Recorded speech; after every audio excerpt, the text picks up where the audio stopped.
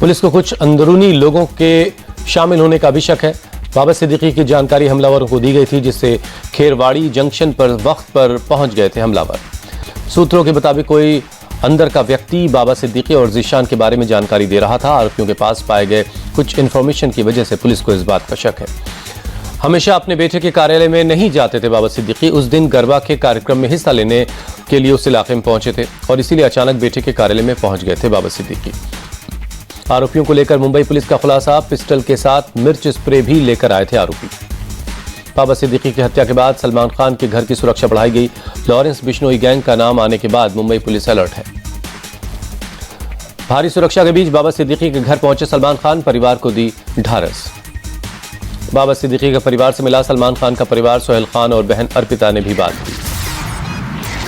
महाराष्ट्र के सीएम एकनाथ शिंदे बोले, बिश्नोई गैंग हो या अंडरवर्ल्ड का कोई गैंग हो, हम किसी को नहीं छोड़ेंगे, कड़ी कार्रवाई करेंगे।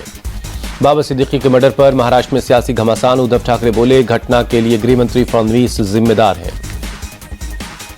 शरद पवार ने भी सरकार पर साधा निशाना, कहा प्रदेश में लॉ एंड ऑर्डर मजाक बन चुका है।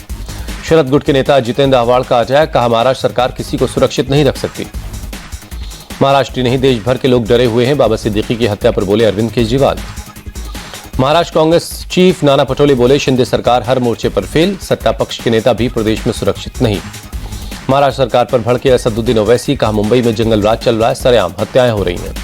छगन भुजबल ने अपनी सरकार को घेरा, कहा सरेआम हत्या हो रही है, कानून व्यवस्था पर सवाल उठ रहे हैं। आज हो सकता है झारखंड और महाराष्ट्र विधानसभा चुनाव का ऐलान। यूपी उपचुनाव की तारीख का भी ऐलान कर सकता है चुनाव आयोग। आज महाराष्ट्र के नेताओं से मिलेंगे नेता प्रतिपक्ष राहुल गांधी, विधानसभा चुनाव की तैयारियों की करेंगे समीक्षा। यूपी उपचुनाव को लेकर दिल्ली में बीजेपी की बड़ी बैठक। राष्ट्रीय अध्यक्ष जेपी नड्डा के घर जुटे अमित शाह, सीएम योगी, डिप्टी सीएम ब्रजेश पाठक और भूपेंद्र सिंह चौधरी। जेपी नड्डा के घर राजस्थान को लेकर भी बैठक हुई। सीएम भजन लाल शर्मा, डिप्टी सीएम प्रेमचंद बैरवा और कैलाश चौधरी पहुंचे। राजस्थान प्रभारी राधा मोहन दास अग्रवाल भी मौजूद रहे। राजस्थान उपचुनाव को लेकर बीजेपी का मंथन। जयपुर में सीएम आवास पर कोर कमेटी की बैठक हुई। बीजेपी ने उपचुनाव को लेकर बनाई रणनीति, जनता के सामने कांग्रेस का झूठ और भ्रम उखाड़ फेंकने पर फोकस रखने का दावा। बैठक के बाद बोले गजेंद्र सिंह शेखावत, राजस्थान में और बेहतर तरीके से काम करने पर चर्चा हुई है। महाविकास अघाड़ी के सीएम फेस पर उद्धव ठाकरे का जवाब, पहले महायुति अपना सीएम चेहरा घोषित करे, इसके बाद हम तय करेंगे। महाराष्ट्र की जनता राजनीतिक बदलाव के लिए उत्सुक है, शरद पवार का बयान। शरद पवार ने जताया भरोसा, लोकसभा की तरह विधानसभा में भी प्रदर्शन करेगी महाविकास अघाड़ी। महाराष्ट्र के डिप्टी सीएम देवेंद्र फडणवीस बोले, लाडली बहना योजना की लोकप्रियता से विपक्ष परेशान है। जम्मू कश्मीर के डोडा में अरविंद केजरीवाल की रैली, कहा देश को अब मोदी पसंद नहीं, लोकसभा चुनाव के माध्यम से जनता ने दिया संदेश। उमर अब्दुल्ला से बोले अरविंद केजरीवाल, अगर सरकार चलाने में कहीं कोई दिक्कत आए तो मुझसे संपर्क करें। दिल्ली की तरह जम्मू कश्मीर के सीएम के पास भी सीमित शक्तियां हैं। पंजाब के सीएम भगवंत मान का बयान, झूठे केसों में आप नेताओं को बीजेपी ने जेल में भेजा, लेकिन हमें रोक नहीं सकते। राज्यसभा सांसद कपिल सिब्बल बोले, ईवीएम पर कांग्रेस के सवालों का जवाब दे चुनाव आयोग। बीजेपी ने अमित शाह और मोहन यादव को हरियाणा का बनाया ऑब्जर्वर, विधायक दल का नेता चुनेंगे। जम्मू कश्मीर के पर्यवेक्षक बने प्रहलाद जोशी और तरुण चुग, विधायक दल के नेता का करेंगे चुनाव।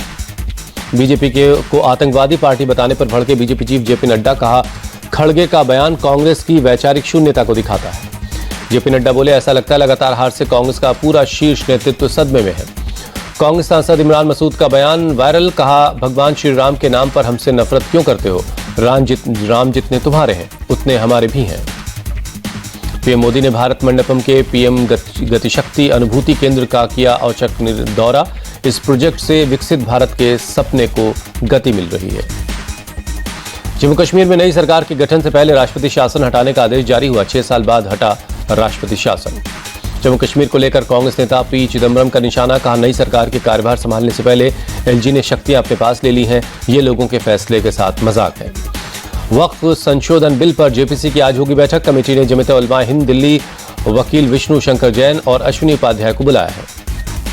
वक्फ बिल के बहाने सरकार पर बरसे अरशद मदनी, कहा वक्फ की संपत्तियों को जब्त करने की साजिश का पर्दाफाश होना जरूरी है।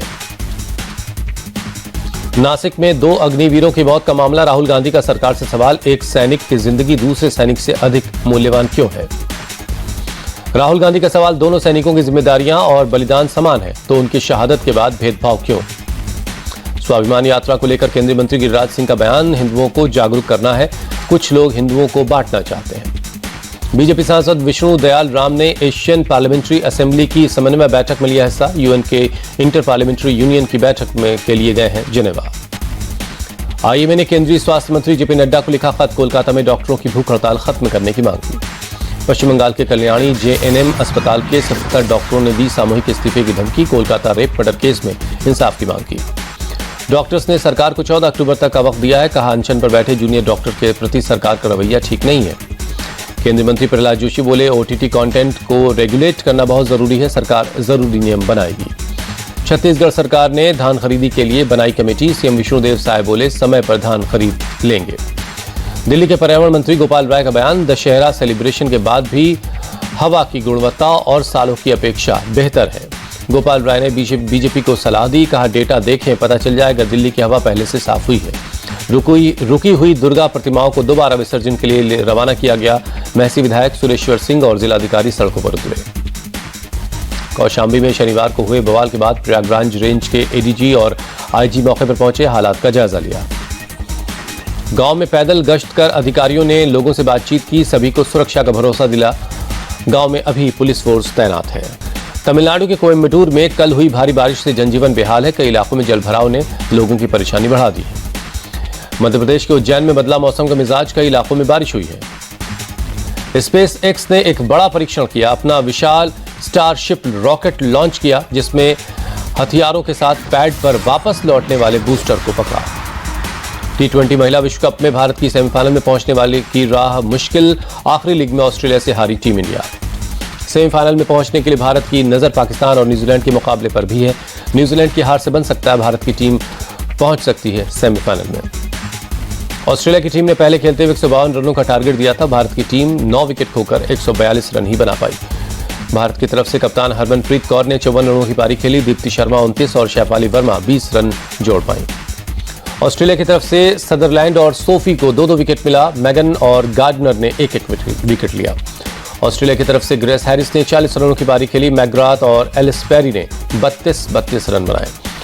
गेंदबाजी में भारत की तरफ से रेणुका सिंह और दीप्ति शर्मा को 2-2 विकेट मिला। पूजा वस्त्राकर समेत 3 खिलाड़ियों ने 1-1 विकेट हासिल किया। ऑस्ट्रेलिया की सोफी मॉलिनेक्स बनी player of the match. Sophie ने भारत को 2 खिलाड़ियों को पवेलियन भेजा। ऑस्ट्रेलिया से हार के बाद बोली कप्तान हरमनप्रीत, कहा, हमें ऑस्ट्रेलिया से सीख लेने की जरूरत। उनकी पूरी टीम मैच में योगदान देती है। भारत की तेज गेंदबाज रेणुका सिंह के नाम रिकॉर्ड। T20 इंटरनेशनल में 15वीं बार भारत की तरफ से 2 या उससे ज्यादा विकेट लेने का रिकॉर्ड बनाया। झूलन गोस्वामी का रिकॉर्ड तोड़ा। लैक में फैशन वीक में एक्ट्रेस सुष्मिता सेन ने बिखेरा जलवा। ऑफ वाइट साड़ी पहनकर रैंप पर वॉक किया।